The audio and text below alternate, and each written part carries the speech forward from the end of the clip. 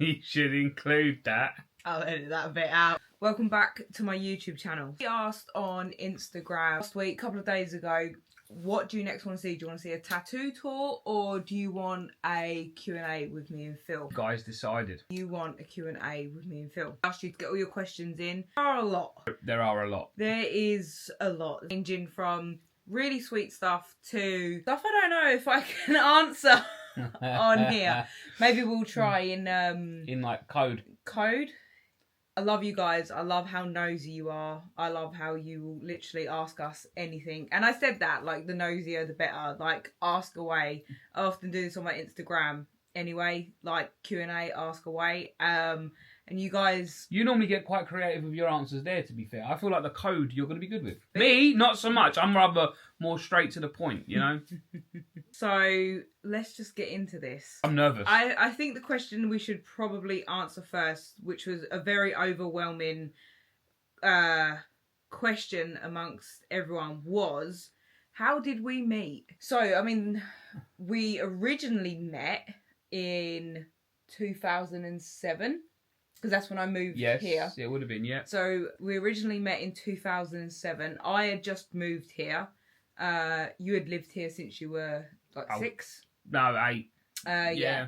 So I had just moved here. And Phil, where was you working? Woolworths. And I know there's going to be so many of you guys that don't remember Woolworths. That was like the best shop in the world. Which is a shame, because that was a great shop. Yes. Best shop. Phil was working in Woolworths. I had just moved down here and gone in Woolworths. And I met him in there. Yeah. What was there was a connection. There was a connection there. Yeah. I don't know how you felt about it. I'll be honest, I don't actually know how you felt about it that day, but I something happened to me that day, genuinely. Like, she just walked in and I was just like, oh, taken back, and it did very much. I know it's gonna sound really cliche, but like I say, it very much felt like, you know, when you see the scenes in films where, like, you got like the puff of smoke behind and the wind blowing in the hair. Obviously we're indoors, there was no hair blowing in the wind, you know what I'm saying? And that, but like, yes, I mean, there was definitely a connection there, like, right from that moment. Yeah, like, I saw him and it was really weird because how Phil looked back then, like, he wasn't... I wasn't your type at all. He wasn't my type at all. But I shaved all my hair off, I had no beard, yeah, he wasn't my type, but there was something about him. Back then, it was his eyes. Yeah. He smiled with his eyes. I can't help it. It's these big cheeks, you see. Yeah, that's what it does. You smile and they go, and your eyes do something, you know. But yeah, there was something about him, and he caught my attention. And I just thought that he was so cute. Type of sort of then relationship we had was basically we just saw each other when I would go in Woolworths in the shop and buy something. Yeah, actually got in trouble a few times for talking to you for too long. So basically we would talk for too long. We were talking for ages. Literally as far as our sort of thing went. Obviously I was in a relationship. You was in and out of a relationship. You were in something. Let's call it what it is. It was for like the next 3-4 years. Yeah.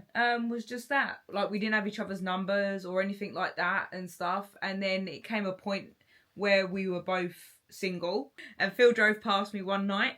And I messaged him saying, I like your car. I hate this part of the story. Messaged him on Facebook saying... I'd bought an Audi. And Bone has a thing for Audis, didn't you?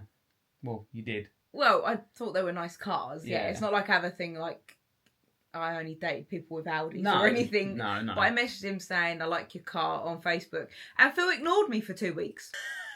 I did. I didn't purposely ignore it for 2 weeks. We used to get like game request messages, but they'd come from like your message requests on Facebook. Phil and just thought it was that. I was a game request and just like ignored it, sort of thing. Yeah. Things were very different back then. They sitting there on my lunch break. I'm sitting there and I read it and I'm like, oh, no, that was 2 weeks ago. But he messaged me back. I did, yeah. And I was excited that I had a message from him. I was scared. And then from there we arranged to go out. Yeah. And we went out on our first date. Yeah. And we have been us. Ever since. Ever since. Yeah. Little love story. We have been together ever since then. Yeah. we've never split up or anything. There's never been no cheating in our relationship. We've never had a break or anything like that. Nothing. From that moment, we've always been us. What are your favourite tattoos on each other? So my favourite tattoo on Phil, on his leg, he's got a lady's bum. You see that there? He's got a lady's bum and she's got a harness on in barbed wire. I like the booty. I will say, I'm not going to lie, one of my favourites has been your two new ones you've had done down here. I love it. I think it's so you. I don't know. Yeah. Yeah, they hit different. They do, don't they? Yeah. That what you do with them and a lot of tattoos in general is I look at that and I go, that is just like perfect placement and perfect like for you and everything else like. Well, I don't feel like I pull off that same vibe. Oh no, you don't. Nah, I don't feel like I do. I feel like I don't know. I make what I have work for me, but I feel like sometimes I sit there afterwards and go, probably should have put more thought into placement of that. No. But I'm like, slap it on. Yeah, we should be like that with tattoos though. Are there any things you completely disagree on? Morning should be rowdy.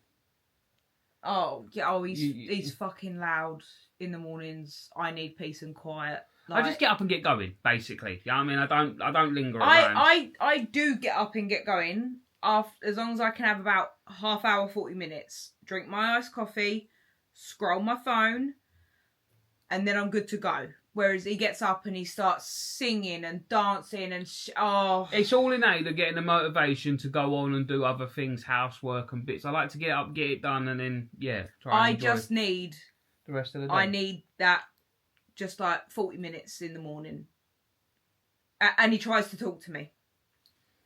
Don't talk to me. I always say... I feel like I've learned pretty well, though. No, I have. No. I'm not as bad as I used to be. No. He'll try and talk to me. He'll see a TikTok or something. And he'll be like, babe, look. No, I don't care. I always say, I could have won the lottery the night before and someone is about to go, oh my God, look, you've got the winning ticket. And I'd still say, I don't give a fuck. Shut up. Shut up. Just give me 40 minutes. Then tell me. I'd love that to actually happen one day, and I'll leave it to 40 minutes. Because I'd be pissed if someone didn't tell me straight away. I'd be pissed if someone spoke to me. Make me wait another 40 minutes to find out I'm a millionaire. You know what I'm saying? What difference are you going to make in 40 minutes? I want to start partying that very second. That's what I mean. I ain't going to party. I'm going to be like, that's lovely. Shut up. I'd actually be upset that I didn't find out the night before and I slept as a peasant, technically, even though I was a millionaire. Let's answer that one. Oh, okay, yeah, we do get this one quite a bit. A lot, so yeah, this has been asked a few times. Would you like any more children? How do we answer this? Honestly, or just say no? I think we should go honestly. Honestly? Yeah, because we do have a difference of opinion, sort of. Okay, you go first then. Personally, me, no. I feel like I've done my bit to contribute towards like the repopulation of this earth. Fuck's sake. I'm a bit split on this one. So no, I don't want any more kids, and I say that a lot on my public platform that I don't want any more kids. But we're going on another level today. There is a part of me that would like to do it again. There's a few different reasons for that. I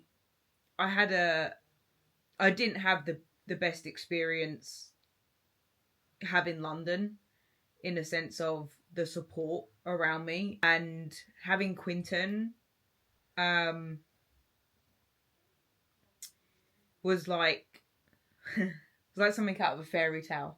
Oh, you're gonna get me choked up. Oh, don't cry, baby. It's okay. It was so perfect. You were so perfect. Like, all the support and like love and just, we really shared it together. Yeah.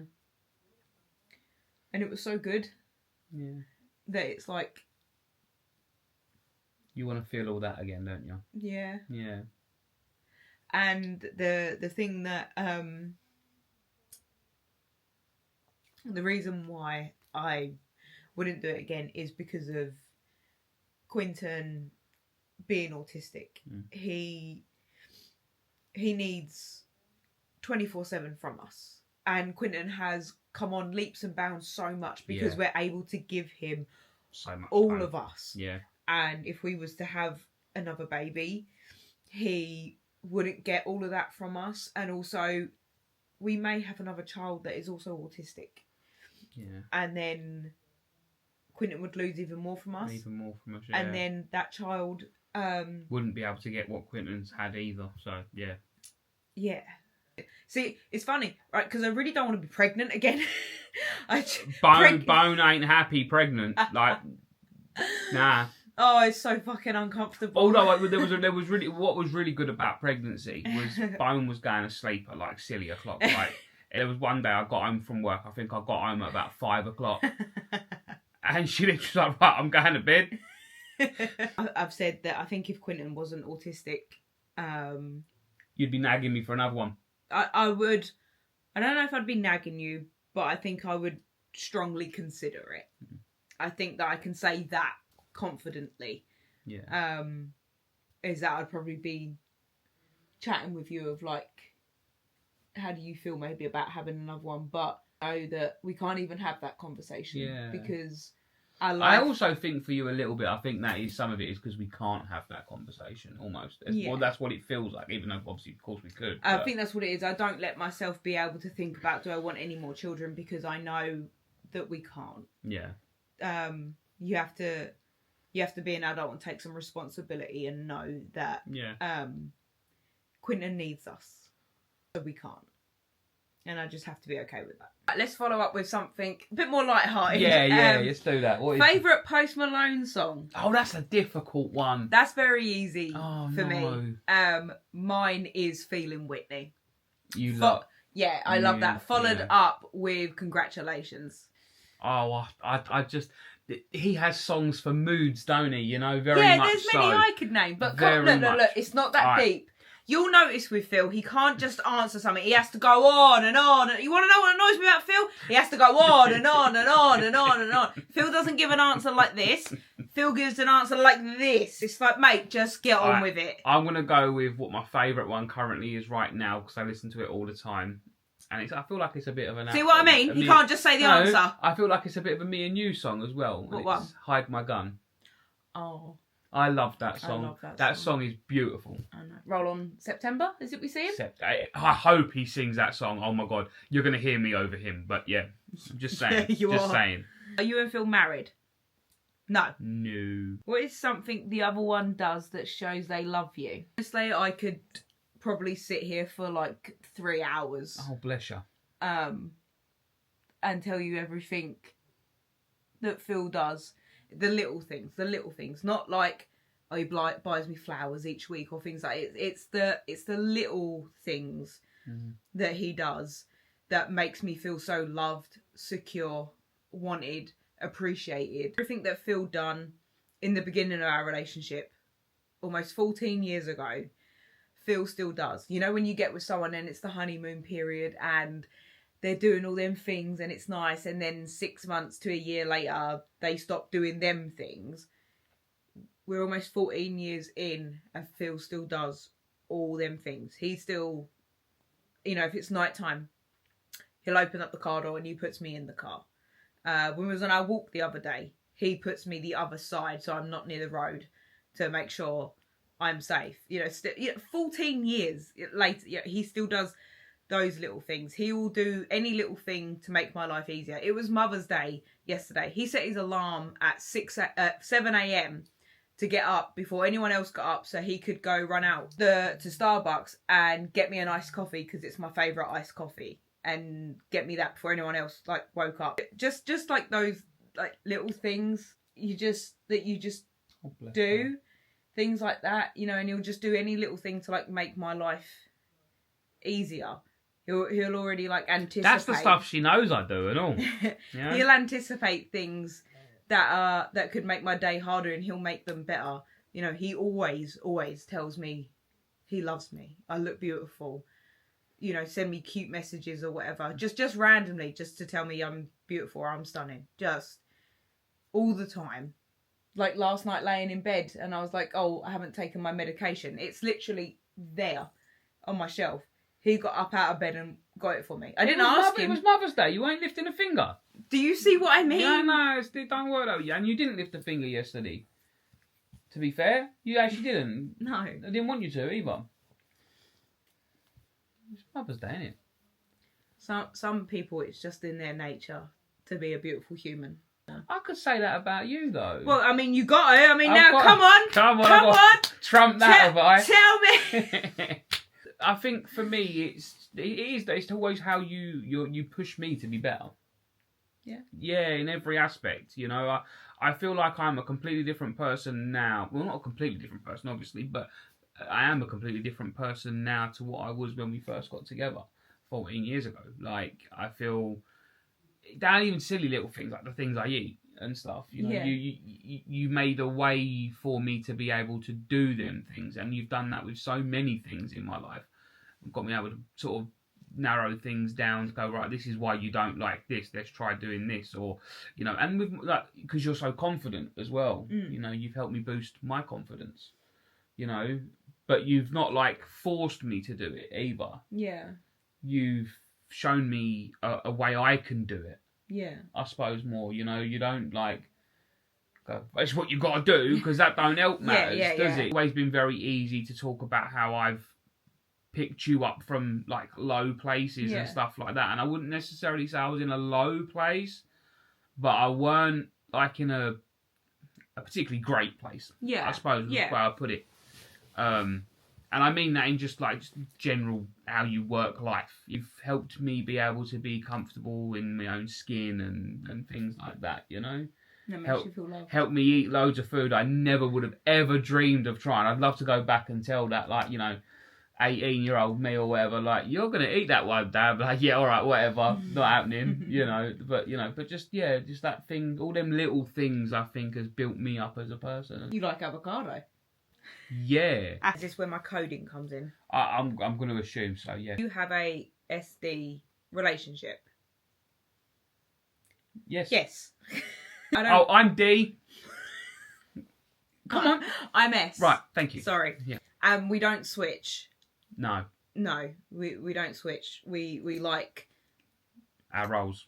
Yeah. Someone asked, it's like you're constantly in the honeymoon phase. How do you do it? I think a lot of that comes from, honestly, one, you have to find the one. Yeah. Yeah.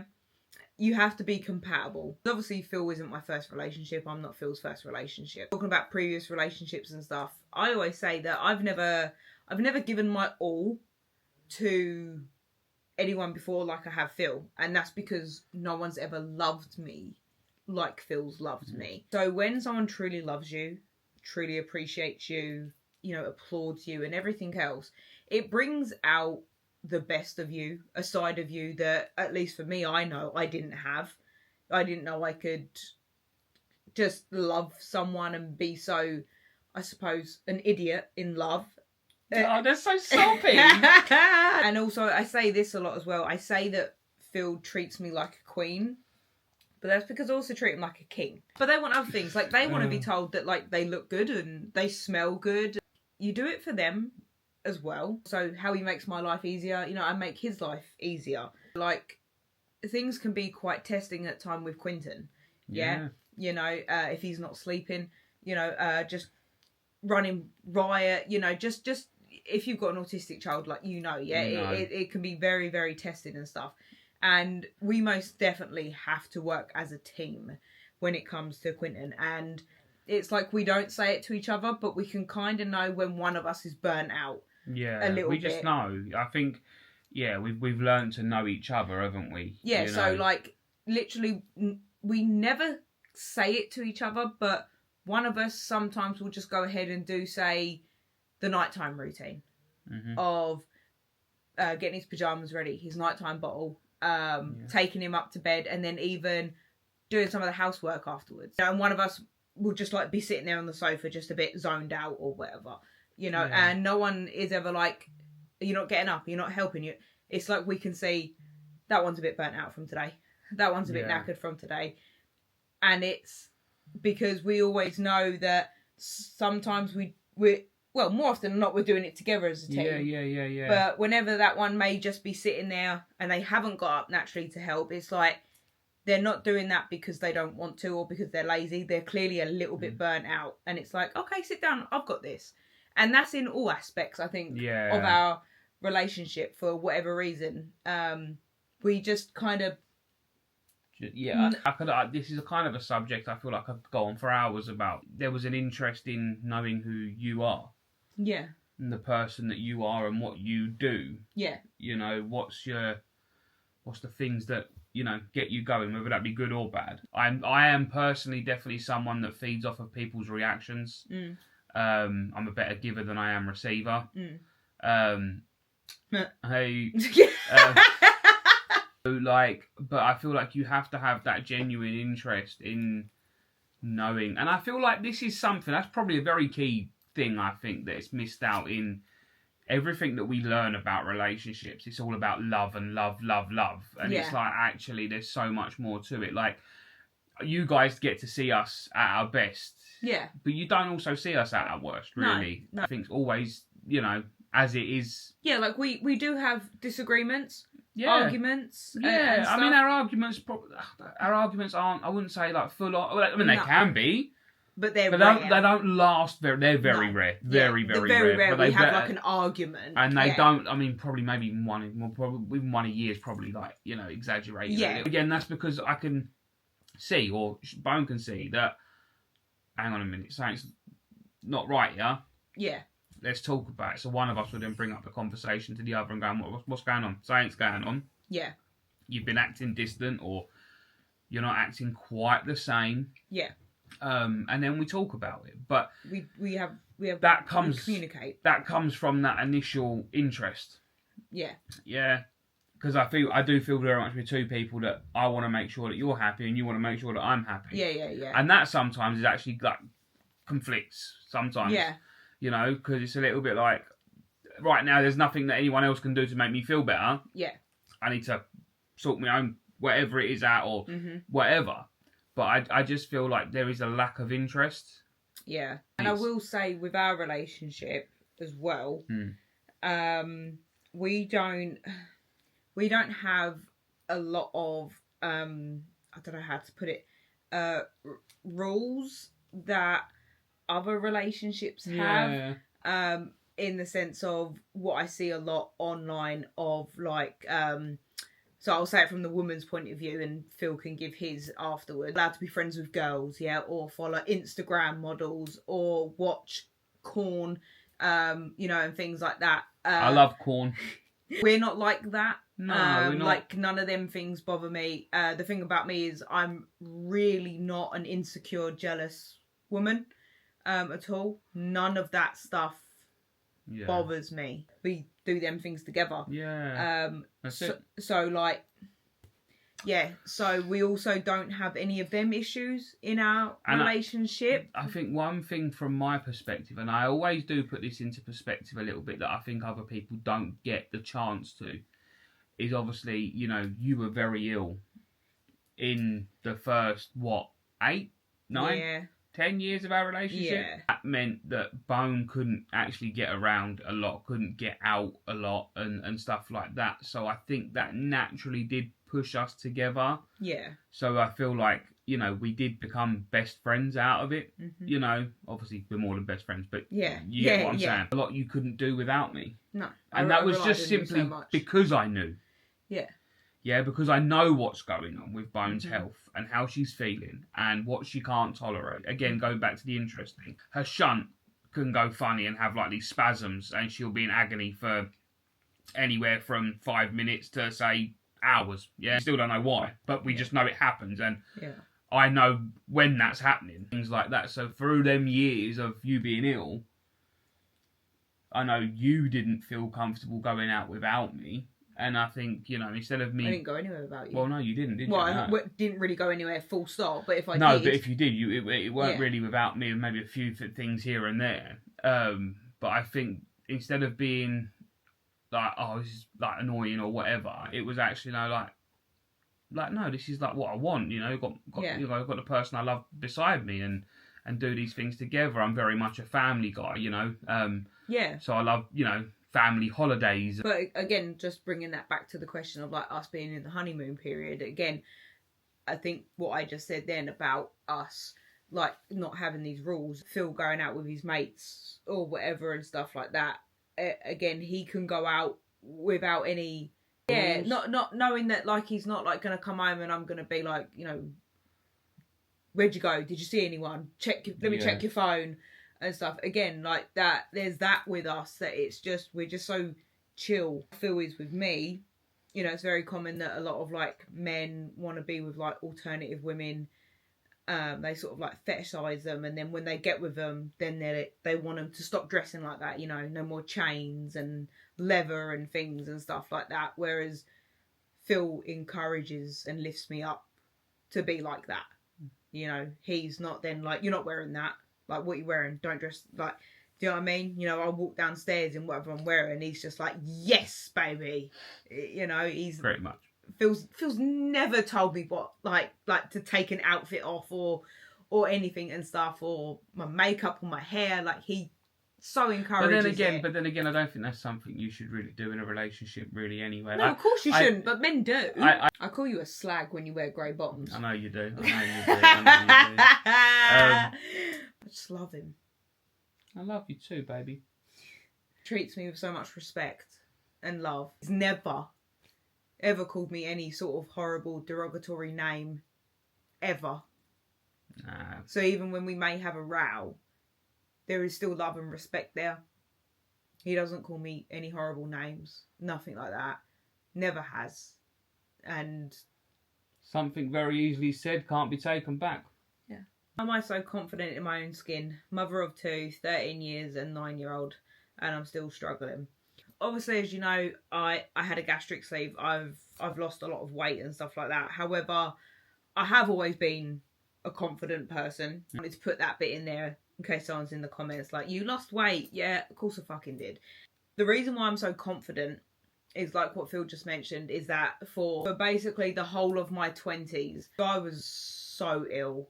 And if I wasn't laying in bed or laying on a sofa, I was in hospital, having a procedure, having a surgery. My whole 20s was pain. Awful, unbearable pain.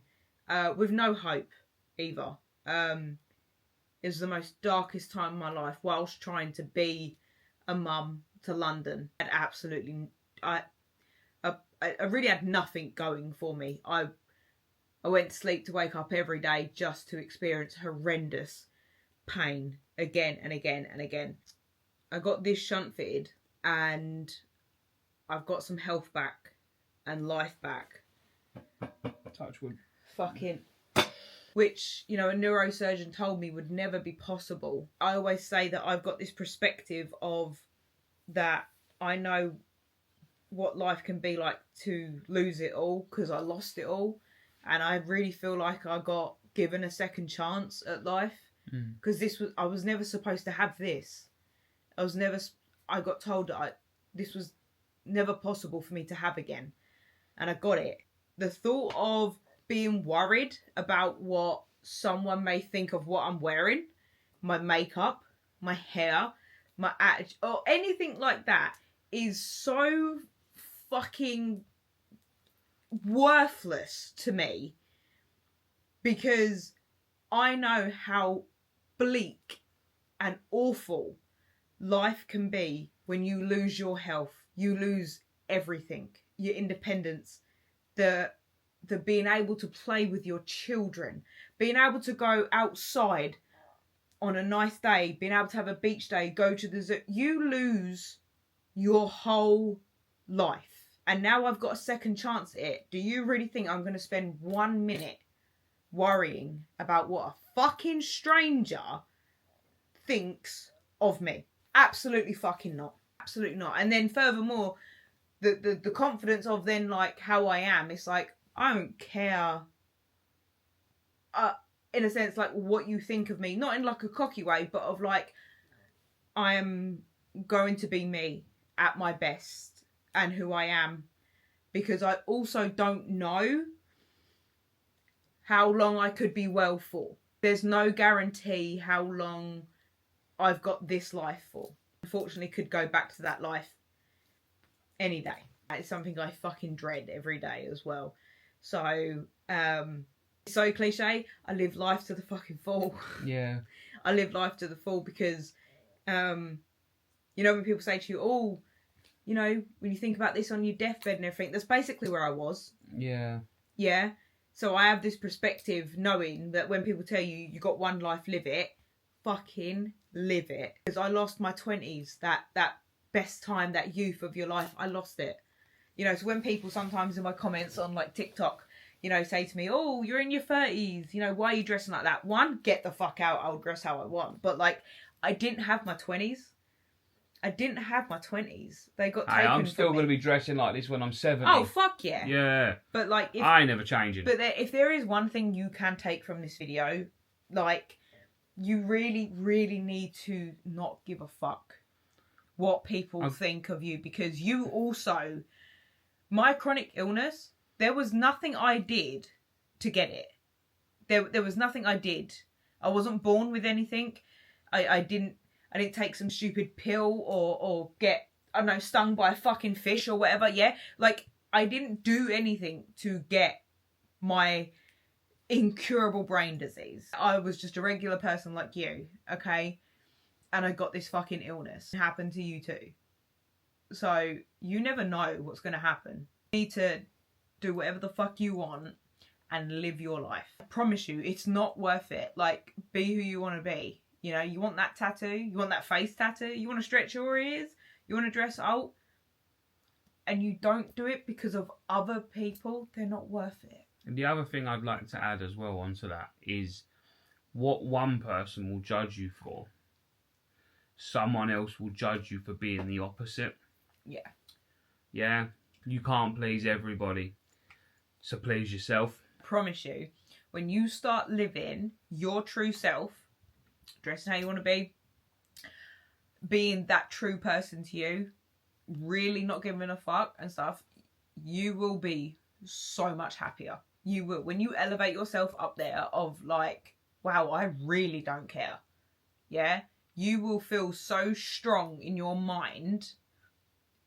You like, for you, you'll feel untouchable. I promise you'll be so much happier. Think that you're in a safe place now because you're like, oh, I won't do what I want to do, so it makes you feel safe. I promise you will be so much stronger, so much happier, and you'll have this feeling, you will have this confidence you have never had before when you truly get to, like, I don't know, fucking enlightenment, yeah, of like, oh wow, like, I've been born again. Do you know what I mean? Like, you will feel like, wow, I feel like a bad bitch. You will feel so strong and confident, and I wish everyone could experience that feeling. It's so fucking good. It's clothes. I mean, hair, like, dye it, bleach the fuck out of it. Get a chemical cut. Do you know what I mean? It's hair, it grows. Thanks for coming to my TED Talk. What's one key memory that you will always remember? I'm gonna let you go first, Philip. Oh, one key. Oh dear. Oh, you got one. I got it. What is it? What is it? On our first date. Yeah. When we were both looking at each other. Oh. And I kept telling myself to kiss you, but I was just too scared. And I was just like, my head was going nuts at me. Like, just kiss on me, you're like, Ugh. And I just completely bottled it. And I will add, I was about to. I was literally, my head must have moved that much forward. And then as I did, Bone looked away. But I'll be fair, she was looking up for a fair while. About half hour? Half hour. Honestly, we were sort of in each other's arms, and I was looking up at him, and I was thinking, oh, you know that moment? And I was like, he's going to lean in and kiss me. And I was looking up at him for so long, right? I was getting neck ache, yeah? And I was like, is this man going to fucking kiss me or what? And you know when you leave it just like way too long, and I was like, no, I'm bored of this. And I just looked away. I was just like, obviously ain't interested then, is he? FYI, I kissed him first. I hadn't planned on it. I was like, no. You got a bit weak, didn't you? Yeah, you got a bit weak in the end, didn't you? I was like, no. If he's not going to kiss me, fine. Weren't playing hard to get. I'm just stubborn as fuck, yeah? I was just like, no, that's fine. Don't want to kiss me. I'm not going to fucking kiss him. And then it was like a few hours later, I gave him a hug. And he smelled... One thing you need to know about Phil, he smells good all the time. Even when this man has like done full day's work, or he's been in the garden or something like that, this man still smells fucking... He always smells so fucking good. Anyway, so I leant in to give him a cuddle, right, and I smelt him, right, and I went a little bit weak, yeah, and then my lips were sort of on his neck, and that's where he smelt good and everything, and I crumbled. Ladies, I crumbled. I absolutely crumbled, and I was like, I'm kissing him. I don't know whether he wants to or not, but I'm kissing him. And then as I come back out, well, I came out from the cuddle and I just planted it on him. Yeah. Like that. Yeah. He reciprocated, so yeah, it's all right. Here we are. The rest is history, yeah. And my key memory, that is what I'm going to say, is also from our first date. Phil said something to me which made me know that he was different to any other man I'd ever met in my entire life, and a little bit of me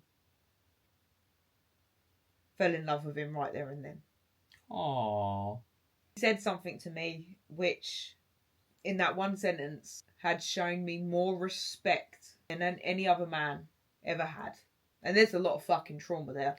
Okay, and he said that, and he don't even... You know, at the time, he didn't know what he did when he said them words.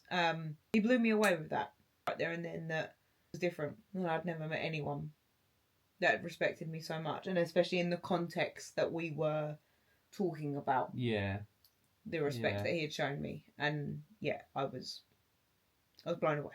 You know, everyone's gonna be asking what it is. I know. What's the greatest piece of relationship advice you could give? Love your content, by the way. You're not gonna like me. You're not going to like me. If he's a piece of shit, he's always going to be a piece of shit. Dump him. To the point. No fucking about. Not going around in circles. Yeah. You're right, because I think a lot of standards have been lowered over the years, and I think people just put up with... Raise your fucking standards. That's on both parts as well. I will add that. Oh, you can do your woman bit in a second, right? This, I'm talking to you for about the man, yeah? You know, he doesn't get you nothing for your birthday, Mother's Day, doesn't help out around the house. He calls looking after his own kids babysitting. Yeah. Babysitting. Right. And just in general mugs you off and stuff like that. Yeah. And then, you know, you're still like, oh, but I love it. Like, and then you're asking, like, you know, how do I get a feel? I wish my man was like, dump him. Just take the trash out. Raise them standards, okay? And love yourself first. And this is coming from experience, okay? Okay, when Phil met me, I was so broken, I was like a fucking puzzle piece, alright? He had put me fucking together, okay? This is coming from a good place. Well, the only puzzle I've ever had the patience to complete, I think. I fucking appreciate that. I really do. No, I really, really do. And don't accept anything less. I promise you that real love, yeah, is so beautiful. And I do believe, because of them standards, you know, not being met and people staying in these relationships, that actually there could be someone out there that would be the right compatible person for you to be with. Mm-hmm. But you're spending so much time here and away from that compatible person. Yeah. You know. Mm-hmm. So that's my relationship advice. Get rid. Get rid. Up your standards, love yourself, and find a good man. It's worth it. You don't want to spend forever with that, do you? With that piece of shit. Because, like, yeah. I think about if I had done that. Oh, I would have by now. Do you know what I'm saying? Jesus Christ. Whoa. That would have by now. Hey, you said you would have done the same at all. 100%. Yeah. 100%. Oh, I got you here. Any habits about each other that you don't like? Right, take a seat. So there's a couple of things with Philip. He often chews with his mouth open. And he knows when I'm doing it. Because I'll just do this. And he'll be like, oh, sorry, it was a chew with my mouth open again. And I'm like, yeah, can you see the face? You just... Right, I just... And then he does this thing while he's sleeping. Which just instantly just brings so much hatred out in me, right? And let me preface this by saying, amongst my night meds that I have to take at night, I take a very strong antipsychotic. Pretty sure that's obvious, right? But I take a pretty strong antipsychotic, right, that knocks me the fuck out. Someone broke in here to kidnap me, they'd take me in the van, yeah? I ain't waking up for shit, right? But he does this thing that wakes me up the moment he does it, right? And I just want to... Right? I don't know if you'll be able to hear it, right? He goes like this. You ready? He goes... Ah! It's not even loud. Ready? I actually have no idea what that's about. I don't even know how to do it, so... But he'll when he does it... Quentin does it as well, doesn't he? But when he does it, right, he'll do it for a few times in a row, right? So I'll wake up and he'll do it and then he'll... And I literally go, Phil, stop it. And you go, no. I don't know. But that's what I mean. I am like tranquilized at night. Like fuck, Bob, take an elephant out, yeah. But he. Other than that, I love him. But fucking hell, Jesus Christ. It's alright. It's alright. You can say about my habits now. Oh, I know the biggest one. I do, yeah. I know the biggest one. You have this inability to be able to put washing, and this goes actually for everyone in the house. This isn't other than Quentin. I'll let him off. I have the ability to put dirty clothes in the wash basket. Yeah, it's kind of from. Yeah, so they like just land on top, and then obviously that gets a bigger pile, and we've got 2 baskets to put all this stuff in, and it's all just around it or on top of it, and I'm like, there's something about it that enrages me. I can't lie. Right, let's do some quick fire ones. Are you both seated or standing at a gig? I'm standing, but edging closer to be seated each year. Seated. Definitely too old to be standing. We've done a few standing. I'm old. My back can't take it. We are seated. Would you guys ever consider moving out of the UK? Nah. How many times a week do you do it? Well, probably between 3 and 7, I'd say. In all fairness, I mean that's being real. I'd probably say more 5 and 7. No, 4 and 7. I meant. Yeah, 4. Yeah, go 4 and 7. That'd be fair answer. It's more or less every night. There's just that odd occasion one of us might be knackered and falls asleep. Yeah. It's basically every night. Did you want a big age gap for your kids? Yes. Always wanted. Built-in babysitter. Yes, always wanted an age gap. Do you guys have matching tattoos? So, yes and no. So, we don't have matching tattoos in the sense of we went and got matching tattoos. They're different tattoos. Like, for instance, we both have the Nirvana tattoo. Yeah. But we didn't go and get that matching. Oh, yeah, we got the tattoo free. I suppose, we do have matching tattoos. Oh, we did, yeah. We did purposely get that done. Yeah, we didn't know, we was at Tattoo Freeze. We've both got that. Oh, babe, no, we got that done. Oh, yeah, and that, yeah.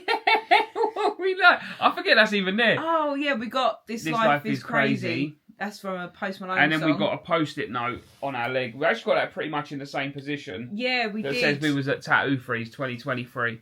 Yeah, we have got matching tattoos, yeah. But we haven't got, like, each other's names, lovey-dovey. No, we've got the Q and the K, haven't we? Yeah, we've got the Q and the K. On our, so I got Q for Queen, Bones got K for King. That was years ago, yeah.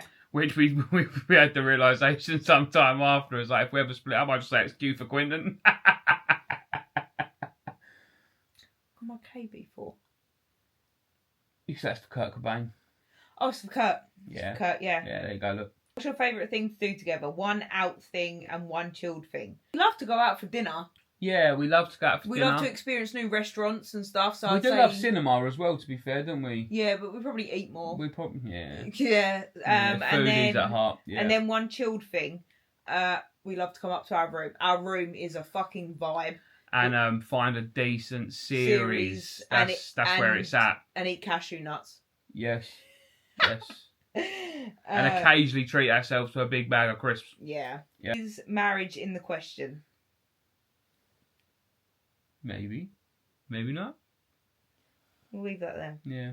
Which tattoo that you've had hurt the most, and which piercing hurt the most? My palms.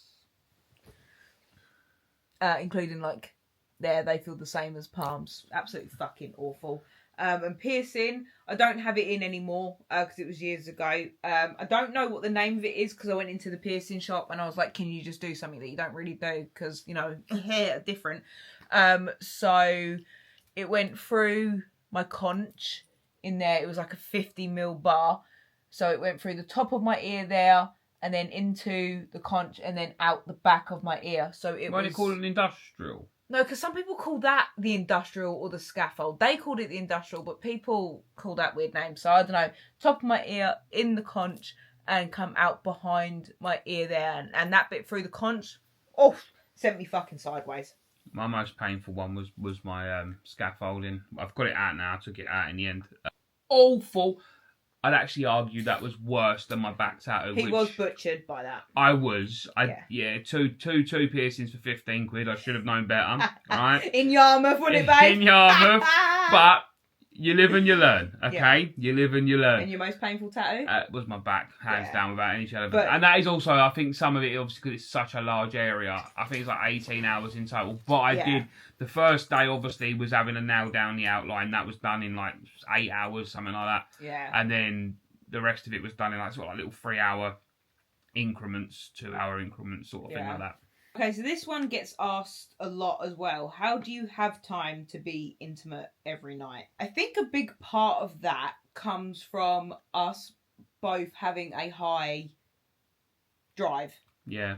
I think that if there's one of you that sort of, you know, lacks in that area, then maybe possibly it would be harder and you'd maybe find it hard to make time to be intimate with your partner. But we are both have a high drive. So for us, I don't feel like we have to find the time to make time because we both want to. Yeah, I think the only time we can struggle is like when sleeping is off and things like that and whatever in it, you know, like other than that. Quinton goes to bed and then... And Quinton's issue generally isn't actually going to sleep. No. He'll normally go to sleep fairly easily. It's just waking up during the night. He just wakes up at like stupid o'clock, yeah. So like we come to bed and we'll chill and watch some telly and then we do our thing, you know? Like, so I don't feel like we have to make time. But, you know, from what I hear from other people and their relationships, it normally seems that one wants it, one doesn't want it. Yeah. Whereas, like, we both do. Yeah. And for us, it is a big part of our relationship. Yeah. So it doesn't feel like we have to make time. We're quite flirtatious throughout the day. As well. We're always kissing, touching, hugging and stuff like that. So, you know. That want's like there all day, isn't it? Yeah. So it doesn't feel like we have to make time. Yeah. Sort of thing. But like I say, sometimes life can happen. I think like when Quinton was ill the other week, we went like 3 days? Yeah, I think it was 3, yeah. We went like 3 days where we didn't and stuff, you know, and we were both a bit... That was tough. It was a hard time. I think I also want to say is understanding each other in the bedroom as well, yeah? Yeah. Understanding what everyone's into, yeah? And stuff. And if there's something you want to try, you know... You have to communicate. Communicate that stuff, you know? Because you could both end up having a whale of a time. That's what makes it good, is when you understand each other's wants, needs, fantasies, or whatever and stuff. Because, you know, then you live in your best... Yeah. Your best life. You can have so much fun with the person you love. You know, you just need to know that you're safe with that person. Obviously, everything is consensual and stuff. And there's love, there's boundaries and everything and stuff. And it's all good. But communication is absolutely vital. Wonder how many couples are going to be sitting down going, right, I want to talk about your fantasies, okay? Yeah. We do. It's also still so much very loving. Yeah. You know, and I don't think people associate that with it. No. And I think that's a really big misconception there with it, is that I think people sort of see it as a, you know, like I say, it's the sort of relationship and they sort of see that people that aren't knowledgeable maybe just see that as like control. Yeah. And don't realise actually... It can seem quite harsh almost. Yeah, don't actually realise how much love is in that. No, definitely. And stuff, when done correctly. And trust. Trust, yeah, definitely. Yeah, please, like I say, about research and safe and everything, don't ever go into something like that without knowledge. And stuff. You have to be very safe in things that you do and stuff. So please read a book. I don't know. Something. And not that book either. Not that book. 50 Shades of Elephant Breath. Like, please don't fucking read that book. You and bloody elephant breath. What is your favourite clothing brand? Oh, what's a difficult one? Well, I don't think it is. I think I know what my favourite is. What's yours? It's my go-to, innit? It's got to be Vans. It has to be. I've got more Vans clothing than I have anything else. My favourite clothing brand? We're such a mixture. You do. I really do. I don't think I have one. I wear everything. I mean, I only say Vans because I literally have so much that is Vans. Like, I don't have another brand where I have as much clothing as I do. Yeah, I can't answer that. I don't know. I don't have one. I literally buy whatever I think looks nice. I don't close myself off to one brand. Sorry, I don't know. I've seen this one a few times about the idea was it to go alt, when did you switch up your style and become alt and stuff like that. So let me just clear this one up. When I was 12, 13, something like that, was when I became gothic. The world of the music, the whole subculture, the clothing, the makeup, everything. So I was gothic from the age of 13.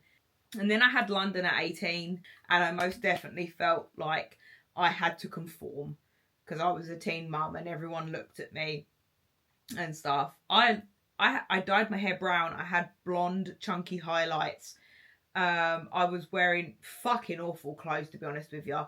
I took a load of piercings out. I really then was like, oh my God, I've got to try and look like I am a good mum. Then I got pregnant and I was so tired throughout pregnancy of just not being able to wear anything that once I had Quinton, I was like, I think it gave me like flashbacks of being ill again, of like, I couldn't express myself. I couldn't wear what I wanted to wear. So once I had Quinton, pretty soon after that, I finally found myself again. Yeah. I was a full-blown chav.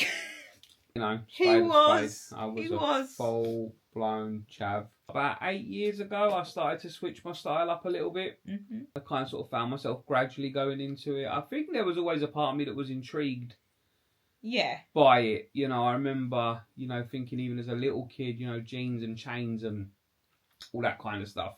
Yeah. But it was, I suppose, just following the herd, really. The majority were chavs when I was younger, and I followed the herd until I found myself. So about 8 years ago. Yeah. Does pineapple belong on pizza? 100%. 100%. I've always said no, but I've recently discovered pineapple and cottage cheese, and I like that. So I'd be down to give it another go. People say I push my alt style and music on my baby. What would you say in response? Fuck them. Yeah, we get that too. Which I'm going to say now is really silly, like, because every parent out there basically dresses their kid in their style. Yeah. Yeah, until that kid gets old enough to go, do you know what, actually, I want to wear that. Mm-hmm. Yeah, can you get me something like that instead? Yeah. Yeah, and hopefully the parents then go, yeah, if that's what you want to wear, that's it. So, like, why is it when we do it, all of a sudden that is an issue for everybody else? It's not like I walk around going, why have you dressed your child normally? Like, what's that about? Like, why can't we all, again, just do our thing? It is such a strange comment. Right, one night, no questions, celebrity hall pass for you both. Me? I know that is already. That is Ruby the Cherry from Suicide Boys. Mm-mm. He's now tattooed on my thigh. Like, boom. Yeah, baby. Yeah. Mine, easily, hands down, Bailey Sarian. Can I come? Yeah. Stunning. Yeah, down for that. Can you come to mine and all? Yeah, down for that too. Lovely. Yeah. Oh, I want Bailey Sarian as well. Yeah. What concert / gig that you have both been to together that was your favourite? I think the favourite one I've been to, simply because the energy, the atmosphere has been unmatched like any other I've been to, was Suicide Boys. Atmosphere of that. The vibe in that venue was unreal. I haven't been to another concert where that vibe and that atmosphere felt like that. Like, we've been to Post Malone and absolutely incredible. There was nothing wrong with that concert. That was great. We had the best time there. I was on a table singing, 10 days after surgery. Didn't give a fuck. Literally 10 days after surgery. It was great. But the vibe at Suicide Boys, there was something about being in a room of other people that were all like us, and it felt like we were united. Yeah. It was crazy. And everyone was so at peace with each other. Yeah. You know? That was... the vibe is definitely unmatched. Yeah. Unmatched. But Posty is definitely a very close second. Yeah. And that weren't for the vibe, that was for the performance and everything else. Yeah, he was good. Like, that was, yeah. To keep the house organised, I struggle with it. Well, don't think I don't have junk drawers or things like that. Most definitely do, okay? But... It's called a cupboard. And I've got 2 of them. The biggest tip I can give you when it comes to cleaning and stuff like that is... It sounds so depressing, but constantly clean. Don't have cleaning days, but I don't mean like we spend 24/7 cleaning it. Like, no. What I mean is like you clean as you go. So if I happen to be walking to the kitchen to get a drink or something, and I can see Quinton's got an empty drink on the floor, or he's chucked cucumber on the floor, I don't know, whatever it may be, I will pick that up as I'm going and put it in the bin. That's what I mean by like constant cleaning, not like you're a fucking maid. Pick up as you go. Like, if you see something, put it in the bin. I think it helps is because we're both people that can't kind of like rest in it. No. So like I will throughout numerous parts of the day go around and tidy up Quinton's mess that he's made. You know, toys and whatever else. And stuff. For instance, Quinton doesn't get his toys out and we don't clean them till the end of the day. We will clean them up multiple times a day. Just to, you know, get them out of the way. And it's silly little things like, for example, I know once I've cleared them floors, I have got a very limited amount of time to get that Hoover round the house before he's going to mess it up again. Like when it comes down to then him having like a, you know, say lunch then, for example, or something like that, I'll then go around with a dustpan afterwards and clear up, you know, after that and stuff. But Quinton, especially when he's going through his destructive phases, wow, our house can look like, you know, a bomb's hit it. Like he's moved the sofas out, the rugs all pushed up in the middle. You know, the cushions that we've got on our ottoman are like here, there and bloody everywhere. You'll find one on the stairs. It sounds like, oh my God, all you do is clean. But like, literally not. Like, and because you do it that often, it is only little bits. So yeah, like, and it don't take that long. Yeah, and then like before we leave to go out, obviously he's going to have a few little toys out or whatever. To go pick them up and put them away. Yeah, so when we walk back in the house, there's no mess. Yeah, because that's definitely, because also when you come back in and there's no mess, like that's it's a lovely feeling. That's peace. Yeah. You know? Yeah. Right, I think we have answered enough questions and definitely gone in depth. I feel completely exposed. Yeah, that was fun. It was fun. I hope you liked it. I'm definitely feeling like people know a lot more about us than they should. We are going to Manchester this week because it is my birthday weekend. Hey, yeah, 21 again. Oh, I wish. Yeah. Vlog you will see will be my birthday weekend, so look out for that one. That's going to be a cool vlog. Yes, that's going to take a lot of editing. But I hope you enjoyed this video. This was fun to make. What emoji should they leave? The purple devil. The horny one. Yeah. Well, let's be honest, it seemed like we answered a lot of questions, you know? Like I say, I feel exposed. Either leave us your favourite colour heart or the devil emoji. Whatever side you lean on. Right, this has been great. We love you guys and we will see you in the next vlog. Bye, guys. Bye.